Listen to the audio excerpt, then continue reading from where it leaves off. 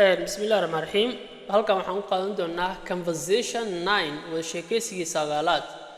How many brothers imisa walaalo wiila do you have ayaad leedahay? How many imisa brothers walaalo wiila do you have ayaad leedahay? I have waxaan leeyahay 3 brothers saddex walaalo ayaan leeyahay. walaalaha waa kuma gora mise waa wiilal, brothers waa wiilal. I have waxaan leeyahay 3 brothers saddex walaalo oo wiila baan leeyahay. How many persons imisa qofood does your family qoyskaaga consist of ayuu ka kooban yahay? How many persons imisa qofood ama imisa shakhsi does your family qoyskaaga consist of uu ka kooban yahay? How many persons does your family consist of? My family qoyskayga contains wuxuu ka kooban yahay. My family qoyskayga contains wuxuu ka kooban yahay of 8 persons. sideed qofood ayuu ka kooban yahay.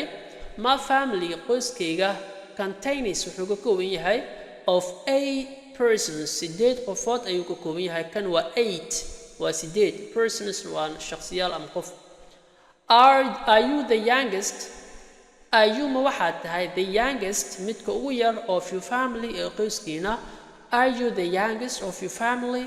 Are you ma waxaad tahay the youngest midka ugu yar ama yaraanka of your family ee qoyskaaga midka ugu yar miyaa tahay ama yaraanka qoyskaaga miyaa tahay? No maya am the oldest waxaan ahay midka ugu weyn.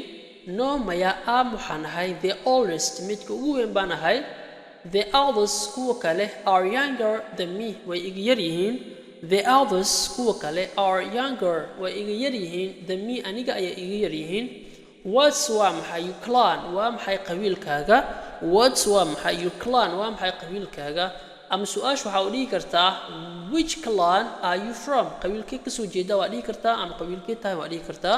labadan ka doonta isticmaal. Which clan are you from? qabiilkee ka soo jeeda. I don't like speaking clans. aniga ma jecli ka hadlida qabiilada. I don't like aniga ma jecli speaking ka hadlida clans. qabiilada aniga ka hadlidooda ma jecli. jawaabtaas soo qaadan kartaa ama waxa soo qaadan kartaa jawaabtan kale waxa dhigi kartaa I'm from Darod clan waxaan ka soo jeedaa qabiilka Darod.